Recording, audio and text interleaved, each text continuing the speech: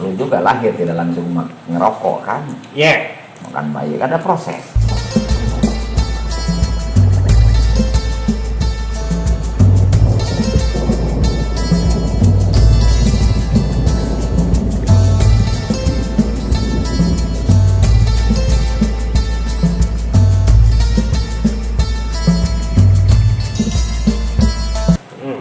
Semua itu Allah itu ada proses, semuanya ada proses.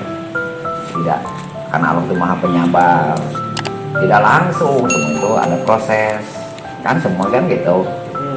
Karena tidak bisa, Allah maha kuasa, hakikatnya mah untuk menghancurkan Firaun juga, mengimankan Firaun tidak mudah, tidak usah pinjam Nabi Musa kali, ya kan? Ya. Untuk pinjam Nabi juga tidak usah pinjam tangan Nabi Ibrahim kan.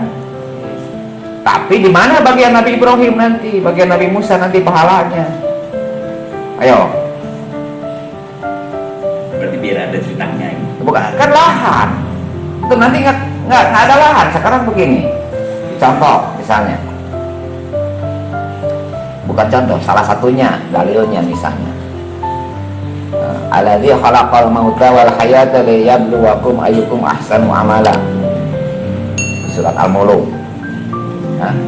Dialah Allah yang menciptakan kematian dan kehidupan supaya menguji kamu siapa yang paling baik amalnya, kan gitu. Lantas kita kalau sebenarnya lantas amal kita di mana lah? Itu kan lahan untuk kita, betul lah, lahan untuk kita. Iblis diciptakan pun lahan untuk kita sebetulnya. Kalau nggak ada gangguan, godaan, cobaan, lantas kualitas amal kita di mana? Ya kan? Kan di sana. Apalagi tadi Wa khalaqal jinni wal insi illa liya'budun, kan itu untuk beribadah. Kan gitu. Tidak bisa menciptakan semata-mata jin dan manusia hanya untuk ibadah. Pada pengujiannya. Ya kan? Terus lahan kita di mana nantinya? Kalau Allah aja imankan, itu lahannya di mana? Lahan amalnya di mana? Ada pemimpin zalim segala macam, misalnya kayak politik kayak begini, itu lahan kita sebetulnya. Allah uji gitu kan gitu. Allah tidak usah pinjam Nabi Musa untuk mengendalikan Firaun. Allah juga mampu kok. Tidak usah Namrud pakai pinjam tangannya Nabi Ibrahim atau para nabi yang lain sama seperti Rasulullah, Abu Jahal segala macam, nggak usah. Secara hakikat mah, tapi itu memang hak prerogatif Allah, ya kan? Hak prerogatif Allah, bikin skenario-nya begitu ya, kehendak Allah. Hikmahnya untuk kita, ibrohnya, pelajarannya adalah lantas kita mau di bagian mana kita ngambilnya, terserah kita mau ngambil Firaunnya atau di grup Nabi Musa-nya, kan gitu. Ya, kita pun sama kehidupan kita sekarang juga. Ada yang benar, pikiran kita gimana, lahan amal kita mau di mana, gitu. Kan itu lahan amal kita. Kalau kasih lahannya, amalnya, bersyukurlah. Sekarang masih termasuk kitab tadi. Kitab itu banyak, kalau tidak salah kitab itu semuanya ada 104 kitabnya, belum suhu itu sampai itu sampai 3.000-an lah. Ya masing-masing ada umatnya, masing ada masanya. Zaman Taurat itu pernah Nabi Musa gagah, makanya hukum-hukumnya keras-keras semua, kan gitu. Kalau itu gimana zamannya? Firaun jago, ilmunya tinggi, sihirnya tinggi, kasih Nabi Musa ilmunya sama tongkat tuh bisa ular segala macam, kan gitu. Zabur itu kebanyakan itu penyanyi gitu. Nabi Daud sendiri bersiulnya aja malaikat, angin aja diam, baru bersiulnya, belum ngeluarin suara. Quran indah bahasanya, karena zaman Rasul itu di Arab itu Siapa yang bisa bikin puisi yang paling bagus itu yang terhormat orangnya. Setelah dirinya itu status sosialnya itu tinggi, termasuk Sayyidina Umar pun itu penyair penyair yang luar biasa tersohor. Makanya Sayyidina Umar begitu dengar surat adiknya baca Toha, dia lemes. Ini bukan syair sembarangan ini. Bikin syairnya penyair kebanyakan. Makanya Quran tuh bahasanya seperti syair. Bismillahirrahmanirrahim, alhamdulillahirabbil alamin, kayak gitu. Ar-Rahmanirrahim tuh. Karena bikin penyair. Seperti karena waktu yang paling terhormat itu kalau bikin syairnya itu luar biasa. Ini Quran diturunkan seperti syair, bahasanya itu indah. Qad aflahal mu'minun alladzina hum fi sholatihim khashi'un walladzina hum 'anil lagwi mu'ridun. Tuh, kan gitu.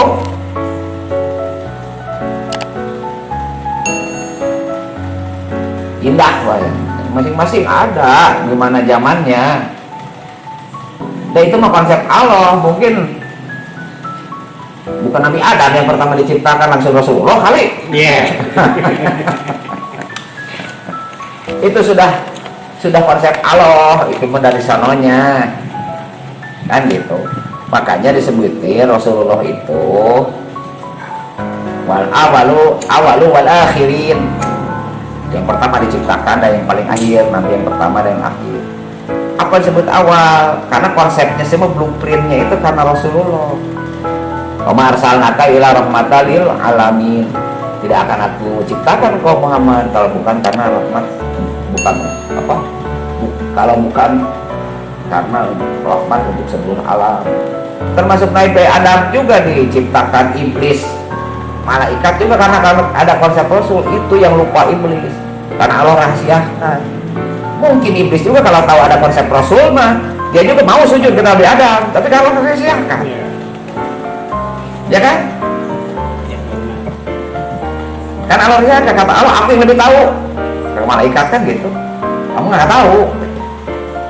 Kemungkinan kalau iblis dikasih tahu mah nanti itu bakal ada kayak sekarang ini konsepnya kayak begini. Mungkin iblis juga sujud, mungkin, ya kan? Artinya dibocorin, lu tuh gak bakalan diciptain, gua ciptain semua langit bumi. Nggak ada yang Allah ciptakan kalau tidak ada konsep Rasul. Itu disebutnya nanti Nur Muhammad keimanannya. Inti makanya disebut awal itu sana, Rasul itu awal dan akhir itu karena pengunjung Nabi, tidak Nabi dan Rasul. Tapi awal itu Rasul semua juga. Contoh, Nabi Adam itu diterima tobatnya di Jabal Rahmah itu dengan Siti Hawa itu. Nabi Adam itu melihat pintu surga dibuka, 7 lapis langit dibuka, aras dibuka. Salah satu di pintu surga ada tulisan syahadat asyhadu alla ilaha illallah wa asyhadu anna muhammadar rasulullah. Kata Nabi Adam, udah robana zalamna 300 tahun berapa tuh? Belum terima tobatnya. Kata itu kan kehendak Allah, dibocorin sama Allah sebetulnya mah. Nabi Adam lihat ke langit, ada tulisan syahadat di salah satu pintu surga. Kata Nabi Adam, ya Allah ya Rabb, demi hambamu, abdimu yang mulia Muhammad, perantaraan tuh syafaatnya Rasul, terimalah tobat hamba. Kita terima sama Allah. Kamu tahu dari mana? Tadi saya lihat di pintu surga. Tuh kalau bocorin kayak begitu, kamu diterima karena sudah menghormati Rasul. So Rasul itu luar biasa.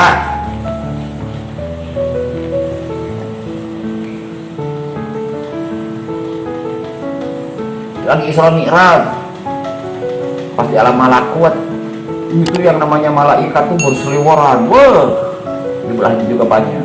Cuma lihat senyum. Wahai Jibril, ini siapa ini? Kalau kita aja jalan-jalan di mall, aduh, pusing ya. Gitu. Bolak balik cuma lihat terus. Kata Jibril, saya juga nggak tahu ini siapa, tapi jelas ini malaikat. Anil sama kalau salah satu malaikatnya sama Jibril, kamu itu siapa? Jibril, kamu nggak bakalan tahu, saya itu malaikat. Saya itu diciptakan 10.000 tahun sebelum kamu diciptakan. Tuh. Makanya kamu gak bakalan tahu jumlah kami itu ada 10.000 kali lipat dari seluruh makhluk, malaikat, manusia, dan jin. Gila tuh penuhnya juga kayak gimana. Lantas kalian ngapain gini? Saya dapat berita, kalau ingat dengar dia suka nangis. Saya dapat berita bahwa ada abdi Allah yang mulia akan menghadap yang maha mulia, akan mampir ke sini. Saya itu ingin lihat wajahnya, ingin lihat akan minta keberkahannya. Malaikat itu di karuan Rasul. Saya ingin melihat wajahnya yang mulia, cuma lihat senyum kan. Bolak-balik aja melihat, udah gitu nggak puas lihat lagi gitu doang. Ingin melihat wajah Rasulullah. Ada berita bakal mampir, kita akan lewat. Tuh, itu malaikat. Malaikat penjaga aras disebutnya katanya sebagian pendapat. Jibril aja tidak tahu, tapi tahu karakternya ini malaikat, ini makan gitu. Rasul banyak, makanya kalau ngomong masalah Rasul, berbicara lah tentang Rasulullah dari tahun pertama Rasul diciptakan, dilahirkan sampai nanti akhir zaman tidak akan habis-habis. Begitu banyak mukjizat Rasul kan. Lagi terbesar adalah Al-Quran. Semua banyak, maksudnya bukan tongkat doang. Rasul mau pegang batu, dipegang batu semua bertasbih. Apapun benda yang dipegang oleh Rasul itu pasti bertasbih. Makan segini nggak akan habis-habis. 1 orang, 7 orang, 10 orang, 100 orang, makannya segitu. Maka bareng sama Rasul nggak akan habis-habis, semua kenyang. Itu tetap aja segitu. Kotorannya nggak bau, kencingnya nggak bau, keringatnya apalagi dia pakai sama sahabat pakai bibitnya minyak wangi, saking wanginya. Rasul mah kotorannya juga langsung keserap bumi, rat hilang gitu.